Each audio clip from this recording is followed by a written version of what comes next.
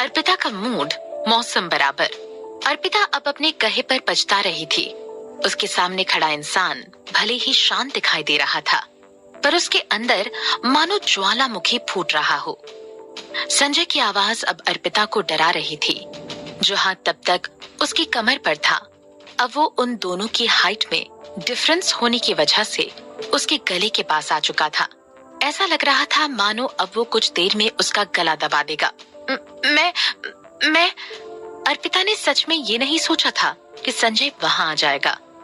उसका नौकरी से निकाल दिया जाने का गुस्सा संजय को देखकर शौक में बदल गया।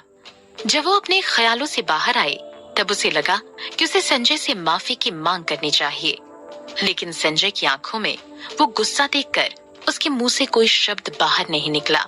उसे लगने लगा कि संजय अब उसका खून ही कर देगा। अब क्या तुम मेरे साथ वापस चल सकती हो? संजय ने अपना हाथ हटाकर एक कदम पीछे लेते हुए कहा। अपने कदम पीछे लेते ही संजय उसका हैरत भरा चेहरा पड़ चुका था, लेकिन संजय के चेहरे पर वही रूड एक्सप्रेशन था। मैंने सिर्फ इतना कहा था कि आप मुझे पर्सनली वापस आने के लिए पूछें, लेकिन मैंने ये तो नहीं कहा था कि मैं पक्का वापस आ जाऊंगी। अर्पिता ने खुद को संभालते हुए संजय की बात को मना कर दिया। उसने तो अभी तक अर्पिता से माफी भी नहीं मांगी थी। वो कैसे अर्पिता को कभी भी नौकरी से निकाल सकता था और कभी भी वापस आने के लिए कह सकता था? क्या अर्पिता की कोई पहचान नहीं है?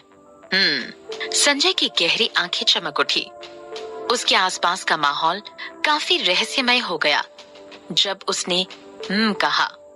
अर्पिता अपने घर के बाहर सीढ़ियों के पास खड़ी थी और उसे अंदर जाने में अब डर लग रहा था। वो वहां से भाग जाना चाहती थी, लेकिन संजय ठीक उसके सामने खड़ा था। उसे नहीं पता था कि वो क्या चाहता है, लेकिन संजय ठीक उसके घर के दरवाजे के सामने खड़ा था।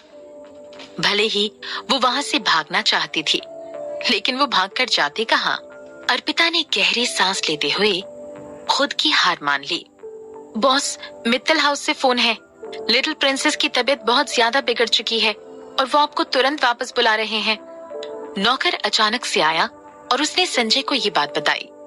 ये सुनकर संजय के चेहरे का रंग उड़ गया। वो बिना कुछ सोचे समझे वहां से जाने लगा। एक मिनट, क्या कहा आप सबने? अनन्या को तेज बुखार है? अर्पिता ने अचंभे में आकर वहां मौजूद सब लोगों से सवाल किया। उसके चेहरे पर काफी परेशानी दिखाई पड़ रही थी। उसे अनन्या की चिंता होने लगी। इससे पहले कि संजय उससे कुछ कह पाता, वो उसके सामने जाकर खड़ी हो गई। आप मुझे यहाँ इसलिए लेने आए क्योंकि अनन्या को बुखार था? संजय ये सुनकर अर्पिता की ओर देखने लगा। नौकरों ने अर्पिता को ये नहीं बताया था कि अनन्या को बुखार है। वो अर्पिता के चेहरे पर चिंता के भाव देख पा रहा था। गहरी सांस लेते हुए उसने अर्पिता से कहा, अनन्या जिद पकड़कर बैठी हुई है। वो तब तक अपनी मेडिसिन नहीं लेगी जब तक वो तुम्हें नहीं देख लेती।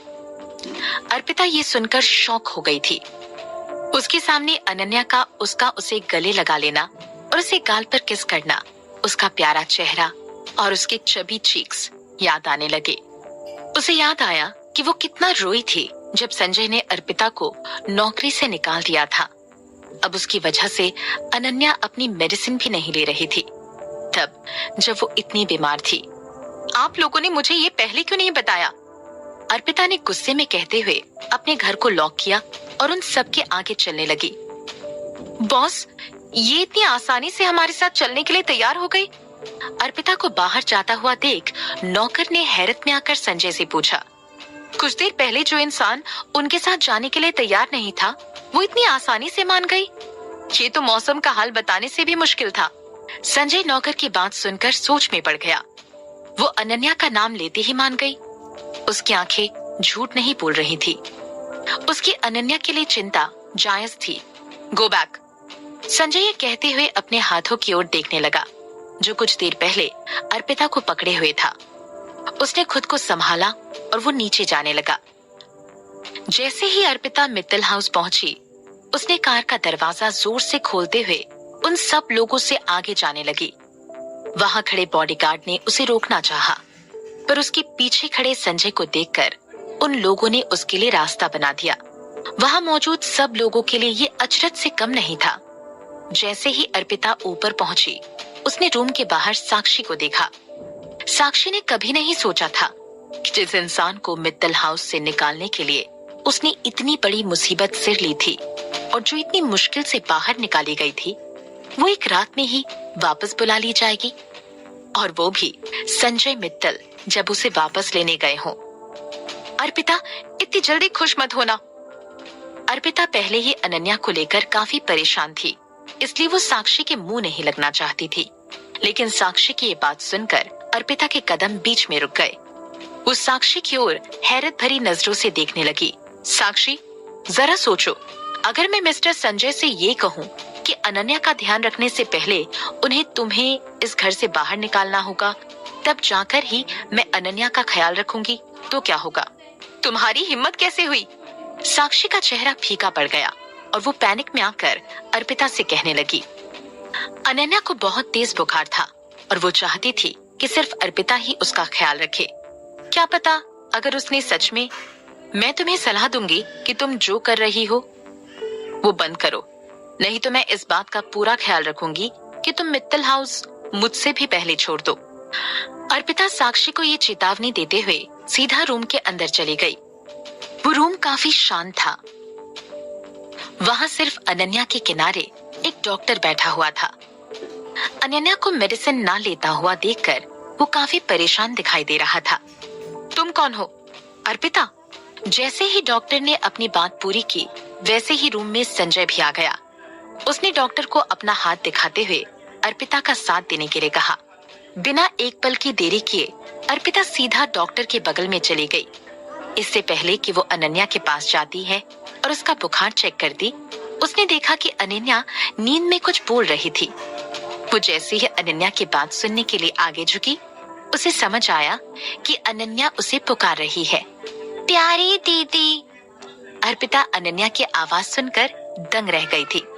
ऐसा लग रहा था मानो जैसे किसी का दिल सांस लेने के लिए तड़प रहा हो। उसने अनन्या को अपनी गोद में उठाया। अनन्या, चलो अच्छी बच्ची बनो, मेरी बात मानो। देखो प्यारी दीदी यहाँ आ गई है, चलो उठो। अर्पिता डॉक्टर की ओर देखकर पूछने लगी, बुखार की दवाई कहाँ है?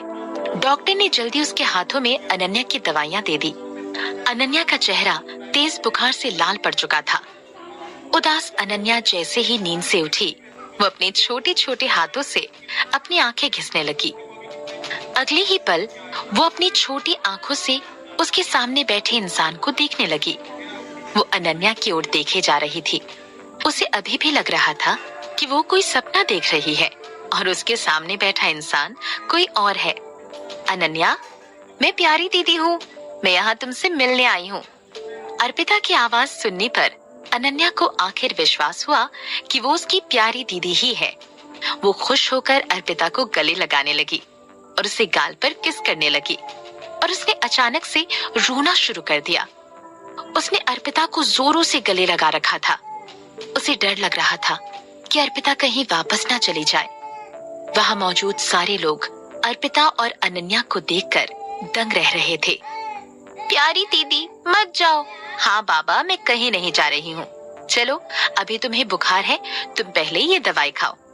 अर्पिता ने अनन्या को प्यार से सहलाते हुए कहा। अगर मैं दवाई खा लूंगी तो भी आप नहीं जाओगी ना? हाँ बाबा, मैं कहीं नहीं जाऊंगी। अर्पिता ने बिना सोचे समझे हाँ में अपना सिर हिलाया। अनन्या को अर्पिता की बात सुनकर आराम लगा। वो अर्पिता को गले लगाकर बैठी और अर्पिता ने उसे दवाई खिलाई। कुछ देर बाद अनन्या का बुखार कम होने लगा। संजय का पूरा समय उस रूम में बैठे अनन्या और अर्पिता को देख रहा था। उसने 1 मिनट के लिए भी अपनी पलकें नहीं झपकाई। अनन्या अर्पिता की गोद में बिना कोई जिद किए आराम से सो रही थी। ये पहली बार था जब संजय अनन्या को इतनी आसानी से बिना कोई जिद किए मेडिसिन खाते हुए देखा था। वो अर्पिता की ओर अजीब तरीके से देखने लगा।